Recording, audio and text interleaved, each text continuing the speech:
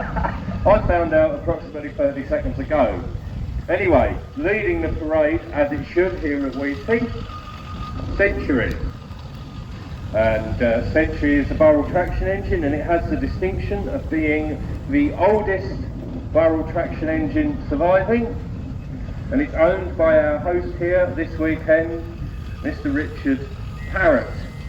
And he bought this engine in 1972 from her commercial owners, who were W.J. Ford, and she spent her entire working career within a day's steaming of Thetford. She spends most of her time nowadays within a day's steaming of Thetford because Matt can't get any more steam in to get any further away. The engine is towing a Burrell thrashing tackle, thrashing set, and it's a good example of what the engine would have done when she was at work. The engine travelled from farm to farm, towing thrashing equipment to thrash the corn for the farmers, and you can actually see this exercise being undertaken for real down in the working field.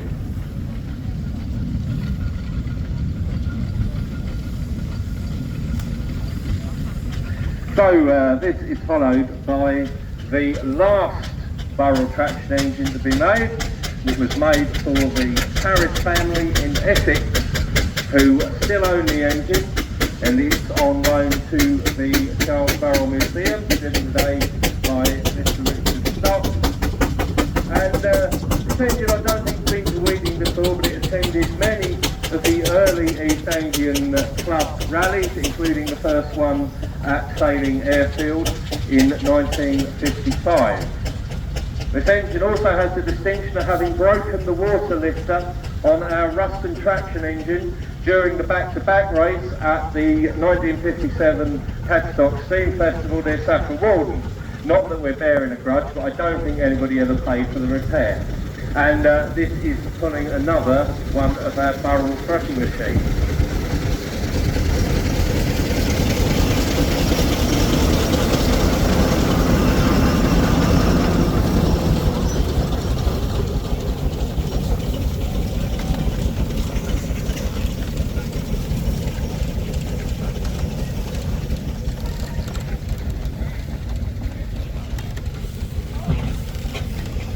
You'll see both Century and King George V are preserved on steel wheels, as they would have been when they were built. A lot of engines nowadays have had rubber tyres fitted. The modern road surfaces are a lot harder than they were 100 years ago, so rubber tyres are a lot kinder both to the engine and the crew, but it is lovely to see engines preserved as they would have been. Quite a beautiful engine, that one, Michael. Not seen King George before. I do like it, and is it taking one of the ones finished at Garrett's, was it? Yes, that's right. We've also got the last Burrell traction engine built at Thetford. That's also here at the event over in the wood sawing area. So coming towards the commentary box now is number 24 in your programme, the Clayton and Shuttleworth engine Tommy. Rated 7 nominal horsepower. Nominal horsepower effectively means the power of the engine. But when engines first came along, they used horsepower as a gauge. Realistically, the power is much more than 7 horsepower, and that's why the word nominal was put in. But like your modern cars, they needed a way of actually rating them. This engine was built in 1918, and that date is quite important, as it was sold new to the War Department in that year. As I mentioned earlier on today, many engines were used by the War Department, and fortunately there's a fair number that have survived through into preservation, and certainly many that went abroad and come back to the UK. This one had 2 commercial owners and was used for thrashing up to 1952. It was bought by D. Philpott in 1961 until purchased by its current owners, Neil and Tracy Ayres of Burrell in 2023. A lovely engine, that one, a Lincolnshire traction engine, very biased, but all good engines come from Lincoln. And compared to the 2 Burrells, she's a 4-shaft engine, so you can see the flywheel travels in the opposite direction to the road wheels. And Neil and his good lady Tracy have done a lot of work painting and tidying up the engine over the winter, and it really does look lovely. And this is followed by the Marshall Winifred compound engine, this one. So the first two traction engines we've had in the arena have been single cylinder. That's your agricultural engine in its simplest form. It uses the steam once and exhausts it up the chimney.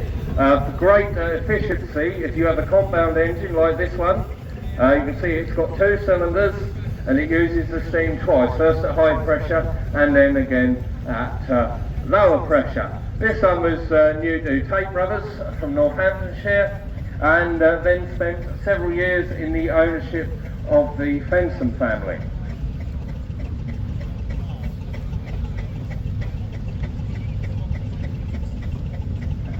Next up is number 95 in your programme, the Fowler Roller Erratus. Road rollers, of course, used by many of the highway authorities up and down the country for road rolling, and by road builders, in fact. This one owned by David Childers, built in 1925. It was originally purchased by S. Jackson and Sons of Wisthampton, of Crewe, where it spent all its working life. The engine is equipped with a Jackson scarifier behind the rear right roll. The scarifier is effectively used for breaking up the road surface. Had a new smoke box and chimney fitted, and this year the engine is 100 years old. Now, of course, road rollers are really useful. They were some of the last traction engines to be used commercially up until the 1960s, and you could use those for crushing the stone using a stone crusher powered from a belt from the flywheel. You could break up the road surface using the scarifier and then rebuild the road as well. And it's quite common to see them with roadwork living wagons with them as well. Yeah, an interesting little point on several of the rollers. You'll see the scarifier. I'd say that is David's first engine, so his first step on the engine owning career, although he's been helping with engines for many years. And that's steered today by Kev Thomas, who's responsible for looking after the oil boilers of half the board housewives in Essex. And this is followed by another Fowler, and interestingly this one started life as a roller, so not dissimilar to the one in front, and for many years now it's been presented in tractor form and is looked after by Jeff Scott Coomer. Let's do this one, Michael. I can have a go. This is an Evelyn tractor, so steam tractor, not an agricultural machine, a haulage engine, light haulage engine, so compared to the agricultural engines you've seen, she's fitted with rubber tyres, high-speed gearing, springing, and a front water tank to increase the range between water stops. That particular engine was built for Herefordshire County Council, and it's one of two Hereford CC engines we've got entered here this weekend. Well, number 8 with me now is the engine Sir Gordon, a Burrell engine built in 1905, was used to WG Locksley of Surrey in 1904, subsequently owned by the Lug family of Billinghurst in Sussex.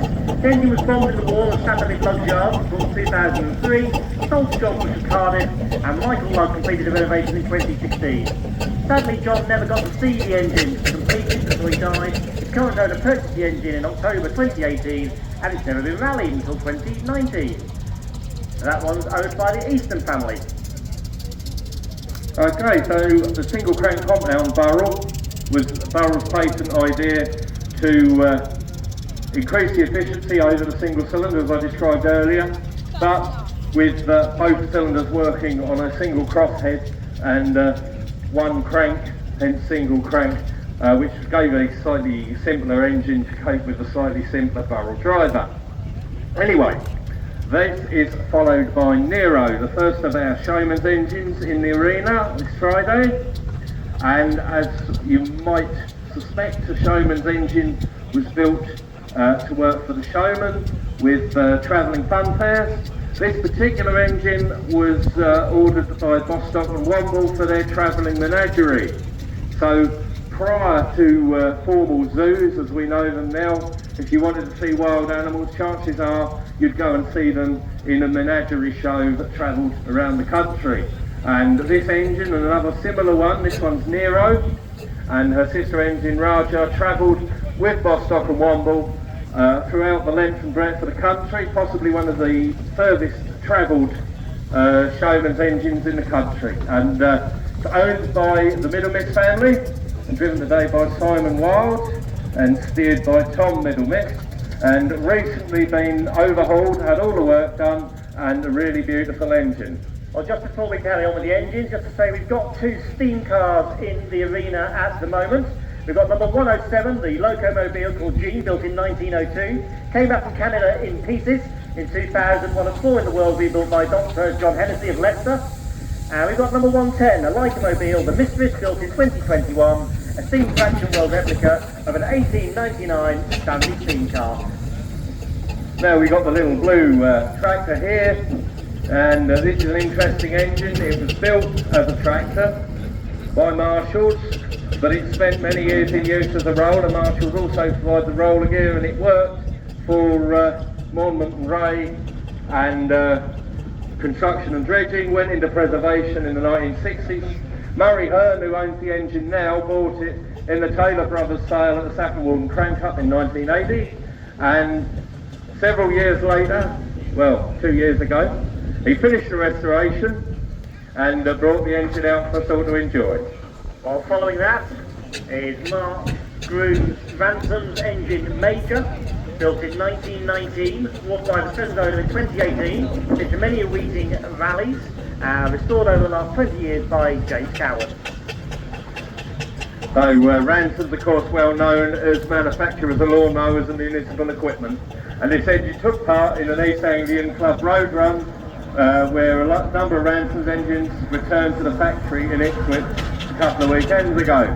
We're now joined by Mr. Rundle with his little Brown and May tractor built in Devizes. Not many Brown and May engines still in existence, and Alan and his family actually own 2 of them. So that's the Brown and May tractor. Well, next up we've got a lovely Burrell roller, the engine Jeanette, built in 1912, owned by Roger Adams. This engine's a 12-ton single crank compound road roller, new to Isaac Falls and Walls in Lancashire, and was in preservation by 1968. Recently undergone major restoration by Roger, and he won the best steamroller in the show at Weeting in 2019.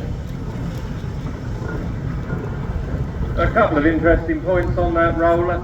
Isaac Bull engines were known for having the long cab and the big tool chest in the back, and most of the engines they used were adorned that way. First of our Aveling and Porter rollers now. Aveling and Porter actually built more steam rollers than every other manufacturer put together. And it wasn't unusual for a local authority to purchase 10 or a dozen of these at a time. This is a 10-ton roller. So you heard Jamie earlier talk about nominal horsepower. When it came to rollers, they tended to be denoted by their weight. This is a local engine working in Cambridgeshire, and as I said, it's a 10-ton and it's a single-cylinder piston valve. Well, next up, a general purpose traction engine built by John Fowler Leeds. It's called Monty.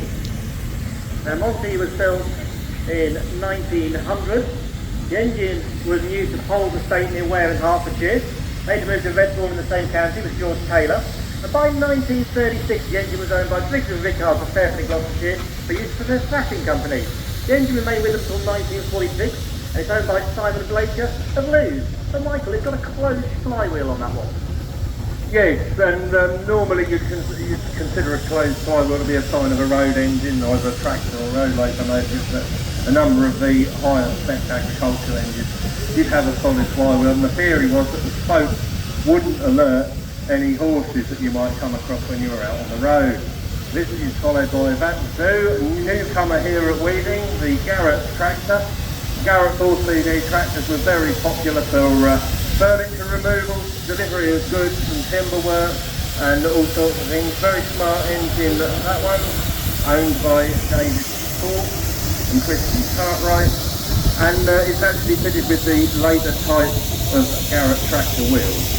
Well, we've had several types of steam traction engine here already, and we're now moving on to part of our haulage with one of our lovely steam wagons, a Sentinel 7-ton S4 wagon built in 1936, was supplied new to Wingham Engineering Company as fleet number 72. By 1951 it found its way to well-known scrap merchant S.W. Harwick and Son.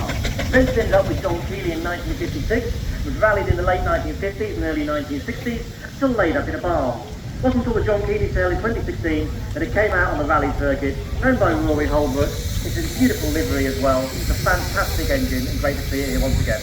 Yes, it is, and this is really the pinnacle of steam transport. Sentinel wagons are what's known as an under-type wagon, so the engine is down underneath the chassis with the boiler in the cab.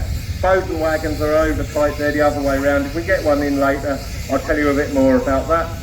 It's an S4 wagon, which the S denotes shaft drives rather than chain drives, and four wheels.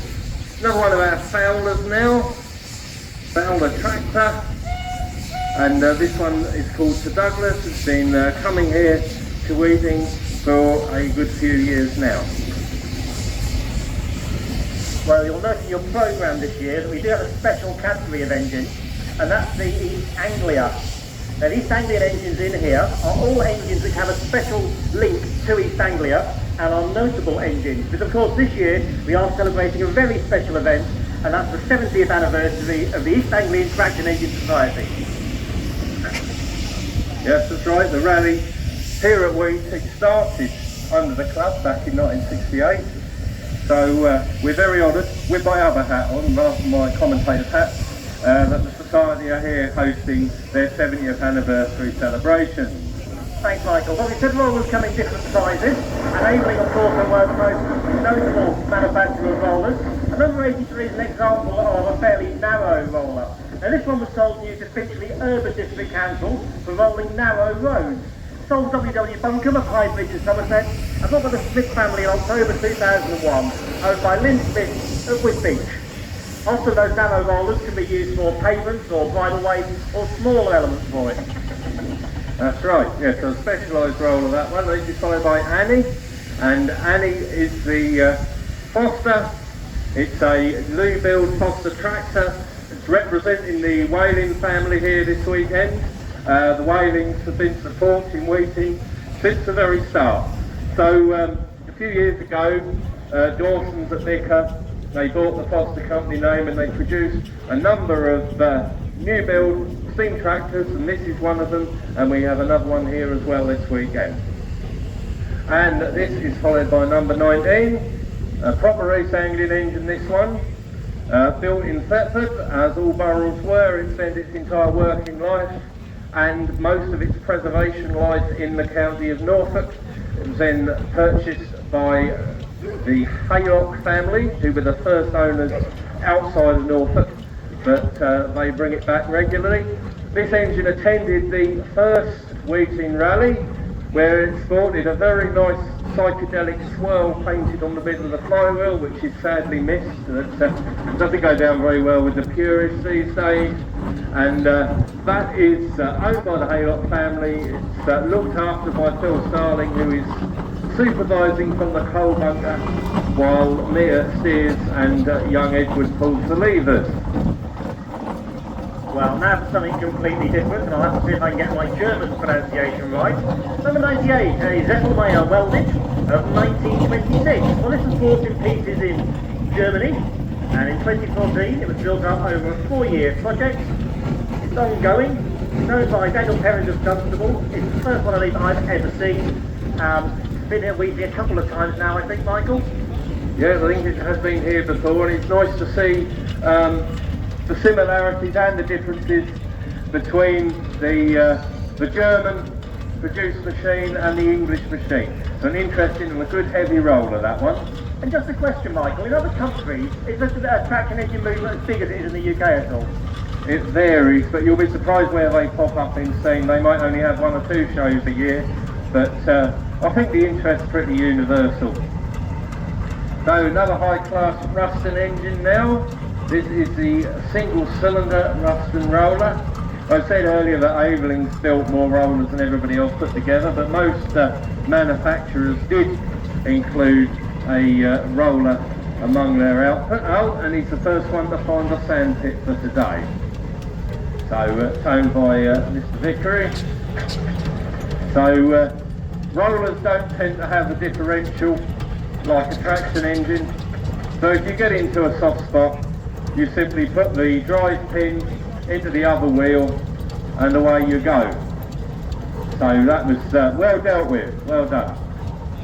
And again, months and months of planning, Michael, to get a live demonstration of that pin being moved. Yeah, we had a winching display the other year, which wasn't part of the plan either. So we carry on. Well, number 99 with us now, another of our Fowler rollers, this time called the City of Londonderry. City of Londonderry Corporation engine, built in 1928, was new to that city and worked within the city walls until the late 1950s. Went into preservation in 1966 and was restored by Robin Knox. The current owner is only the fifth since new, owned by the Smith brothers of Spalding. Yes, and interestingly, yeah, you're pointing at it. I don't know what that is, if I do. So this roller is actually fitted with car spraying equipment for laying tarmac roads. You can see the pump on the front tank there and the spreader bar on the back. Now this is followed by a lovely little engine, the Ransom's steam tractor. First season out since 2012 with bullied Garth to get the hydraulic on it, ready for our Ransom road run. I've seen all the pictures. You can't do anything without us watching. It's actually served as Ransom's demonstrator for several years, being given different names and numbers every year. And it's exhibited by Garth and Evelyn Holman, who's been supporting us here at Weeting for very many years. So lovely to see you both.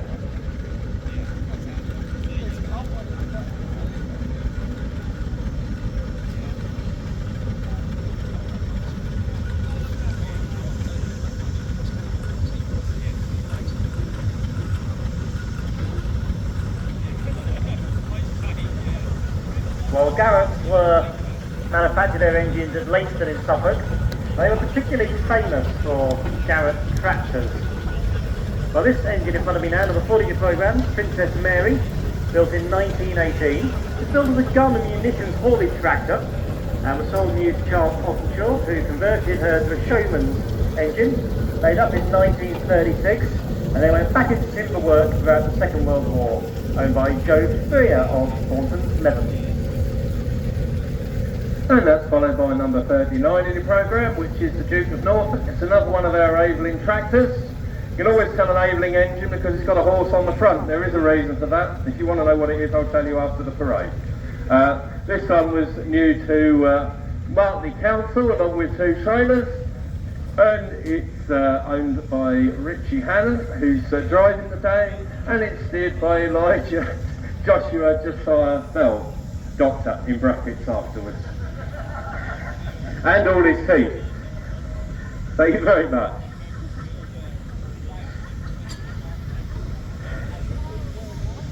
Well, number 87, approaching the commentary box now. Again, an Aveling and Portland roller, this time called the Tallow. Built in 1916, was purchased by the War Department in that year.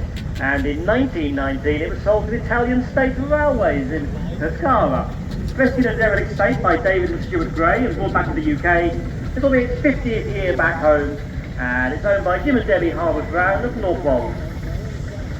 Yeah, it's a smart little roller, that one, and as we were saying, when it comes to roller, you talk about the weight rather than horsepower, and that's a nice example of an 8-ton roller. So we've got another newcomer here at Weeting. Lovely to see it. It's number 36 in your programme. It's the big Burrell engine, owned by Terry Maynard, who's steering today. Dave Main's on the levers, and this is an engine that spent its working life in New Zealand. After spending a very short time in Australia, it was imported into England in the 70s and rallied for a period. It then disappeared from sight for a rebuild. Terry, with the help from friends, has completed the rebuild, and this is the engine's first year out in steam. Well, another lovely little Garrett tractor now, number 49, the engine for Fisher, built in 1920. This was built for Garrett's show stand and bought by Martley Rural District Council in 1921. Bought by Mrs. W.D. Fensham in 1932 and rented to the family firm T.C. Fensham and Sons. In 1948, she finished work and laid in the family yard until 1954, when she went into preservation.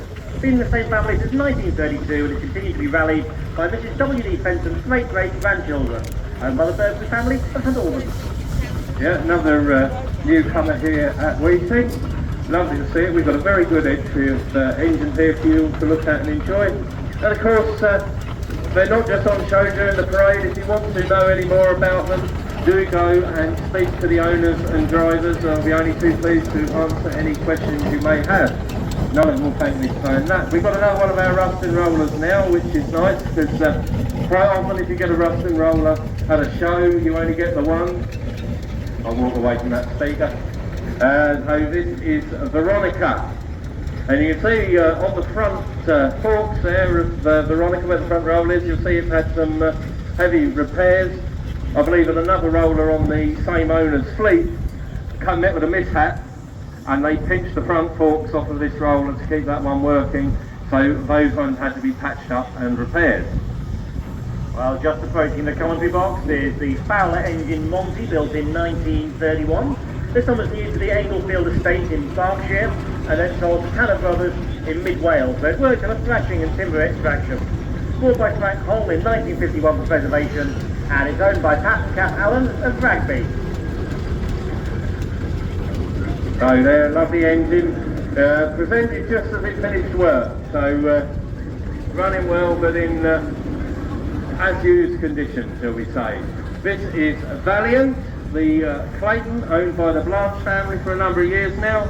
Another engine that spent much of its life in East Anglia, and it attended many of our early events when it was owned by Albert Deans of Bulldog. Back in the days when engine racing was a thing, Albert would race by Uncle Bob, Albert on this, and Uncle Bob on our Ruston. So maybe next year we'll have a reenactment, but we'll have to see, won't we? Number 94, a Ruston and Hornsby called Natalie or Rusty Rolls, built in 1924, another one of our East Anglian Hall of Fame. Believed to be its first time here at Weeting, and used the order of Alfred Dawson and Co, operating in the Ipswich area. Was the last working roller in their fleet, surviving until 1970 in the firm's ownership. It was worked by one driver from 1938 until the 1970, Billy Jean, a well-known character in the East Anglian Traction Engine Society. After retiring and the engine going to preservation, Billy still helped the owner, Brian Green, take it to rallies in the late 70s. In the 1980s, the engine passed into the Flexible Village experience, and it remained until the museum's dispersal sale. Pastor Roger Golby has kept the engine at the Lowestoft Transport Museum, and the current owner, Thomas James of Barnley, acquired the engine in 2011. Yes, and I happen to know it's the first season out for that roller after extensive restoration work, and it's another one of our rollers fitted with a scarifier. Next we have the big 8-horse Ruston traction engine, the Muddler, new to Uriah Spratt, which I always thought was a delightful name, of Horncastle. He asked that the engine be spec'd to be built heavy enough to do a little haulage. Sprung engine, that one, so halfway really between the traction engine and the road logo. Attended no end of East Anglian rallies. When it was owned by Peter Wright, he always travelled on his steel wheels under his own steam from show to show. Well, the next engine hasn't come far. It's part of Mr. Richard Parrott's very own collection from Ferngate Farm here in Weeting. It's Burrell engine Princess Royal. Built in 1909, the engine was used at Harris of Ongar in Essex and spent its working life thrashing. It has since had 3 owners and has now joined Dreadnought for thrashing duties here at Ferngate Farm. Another engine with a long association with East Anglia and the East Anglian Club. And interestingly, she's on steel wheels. If you look the other side of the boiler, you'll see some angled bits of steel hanging down. They are spuds. They might be clips or cleats, depending where you come from, but where I come from, they are spuds. And they pin on the rear wheels. You can see the holes of the rear wheels on this engine and on the Ruston, and you can use them to get a grip in a wet stackyard to get about. This is followed by the Ruston traction engine, 7 horsepower engine. This one, the best size, 1908, owned for many years by the Wild family, has been attending Weeting since the very start, and driven today by Richard Pegg. What's from the Charles Burrell Museum in Thetford is the Burrell engine Aggie single track compound, built in 1902. The engine was used and owned by J.C. Goddard and spent its whole working life in Shipton in Norfolk. Sold to Roy Pratt in 1965 for preservation, and in 1997 a lottery grant secured the engine for display at the Charles Burrell Museum in Thetford. There we are, and those of you who can see as the engine comes towards you around the arena, it's got a round front axle, and this is something that Burrell fitted to their output for a number of years. We've seen most engines, like Princess Royal, have got a square cut front axle, but Burrell's had a theory at one point that a round axle was a better idea. This is on Mr. Bush with Rosebery. It's a Showman type engine, this one. It started life as a Fowler roller, like the one we had in earlier. He's carried out an enormous amount of work to bring it up to this high standard. It's always shiny when he brings it out. He's got shares in Brasso, I think. And he's done a lot of work, including making the wheels. And you look at something like that and think, where would you start with a job like that? But never comes in the ring looking less than immaculate, despite all the dust and grot you get here at Weeting.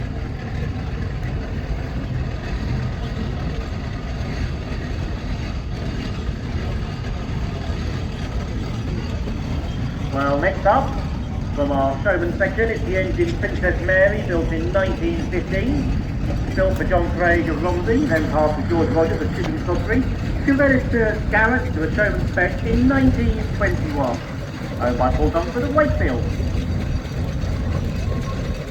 Yeah, they've been coming here for a few years as well with various different engines in their collection. It's lovely to see the Garrett here this year. Now something of a homecoming deck. It's the Burrell Devonshire engine Iona. So the Devonshire engine was an engine created by Burrells to be a compact and yet powerful engine that you could use in the small farmyards and the little lanes of Devon. This engine was owned for many, many years by Patrick Garland, and a lot of people remember it coming here to Weeting in the hands of the late Reg Stooley, his good lady Iris, always accompanied by a number of little hairy dogs. And it's been away, it's now owned by Mr. Houghton, and it's had a lot of work carried out, and it's lovely to see it back here at Weeting this weekend.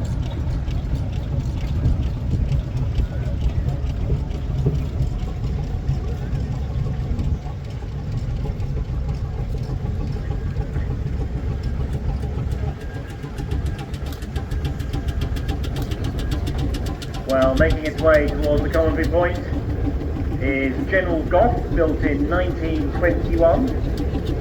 This Burrell Scenic was supplied new to London-based Showman Swales, Bolesworth. Transport and power is Scenic Gondola Switchback ride, owned and driven by Andrew Myers and family of Driffield.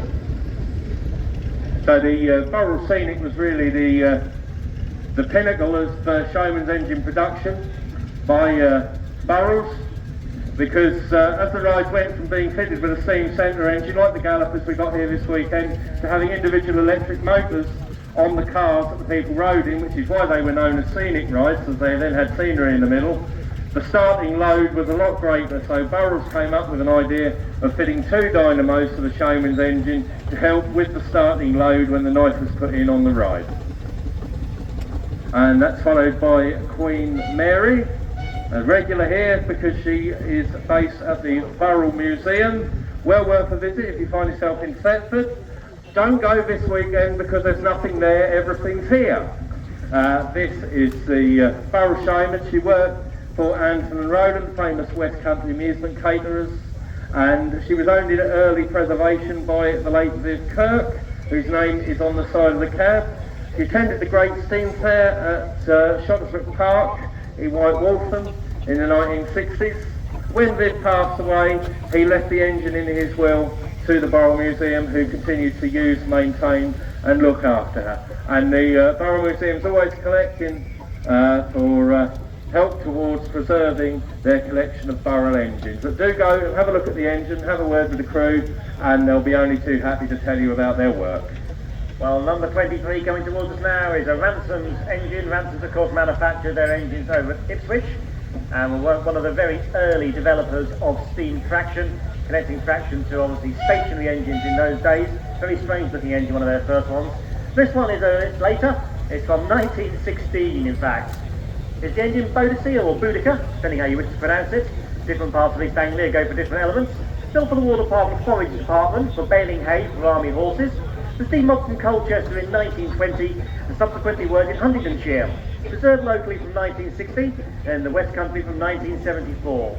Returned to Essex in 1996 and since then it's received extensive boiler and mechanical rebuilds. It's owned by Richard Hemmington of Colchester. So Rich is an active man in our club as well. He organised the road run for the Ransom's Works a couple of weekends ago. It's followed by Mr Plum's little Burrell road engine, and this is an engine that actually worked overseas. So we talked a lot about engines that had careers in England. This one saw out its life overseas before it was repatriated and restored, and that one's owned by Mike Plum and family. Now Michael, just while we pause briefly, I didn't realise until I joined a couple of years ago that anyone could join the East Anglian Traction Engine Society. I thought it was just for engine owners originally, but I was completely wrong. No, absolutely. Anybody with an interest in steam is welcome to join the society. If you want more information, we've got the marquee at the side of the arena. Do go across, have a word with the people in there, and if you join the club you may even get a cup of tea and a slice of cake. And you get some smashing magazines through your door a couple of times a year. A lovely calendar we got this year as well. It really does brighten up those days. I don't know where the editor finds the time to do it. No. So we've got the Foster now. Was that mine or was that this? That's mine, that one. John Boyd just passing us now. A lovely little Foster tractor, this one. 2007. New build to Foster's steam tractor, designed from 1904 drawings, was commissioned in 2005 to produce traditionally built engine to original factory finish, owned by E. Gilbert of Kent. Yes, lovely to see that one back here, and it is, as it says in the book, 20 years since the idea was created and the wheels were set in motion to produce that engine. So another engine with East Anglian links here. This one was new to Essex County Council. It's now known as Buster, owned by Mr James West from Aberdeen. It spent its working career at Ongar Depot with no rear rolls on it because nobody wanted to drive it. It was then purchased by James, who left it in various people's yards all around the country for years and years on end, eventually culminating in rebuilding the engine into the fine condition it is now in. And now he's got it stuck in the fan pit, so we're all having a good look.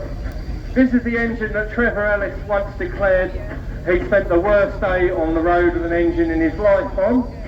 So Trevor's glad today that the engine's now fully restored and back in steam.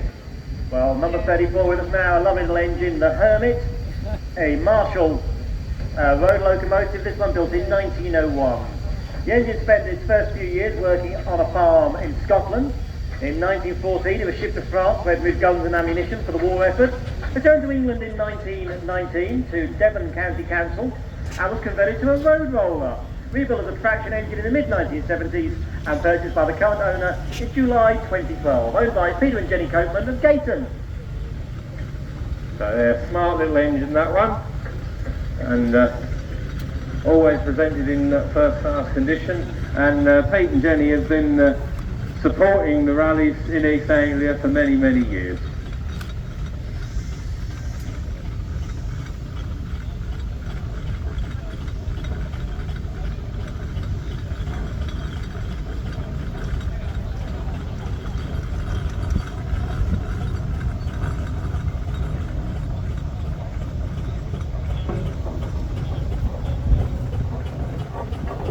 So the question is, Michael, are there any more? As soon as we say there are, we immediately get another one in. So let's have a little look.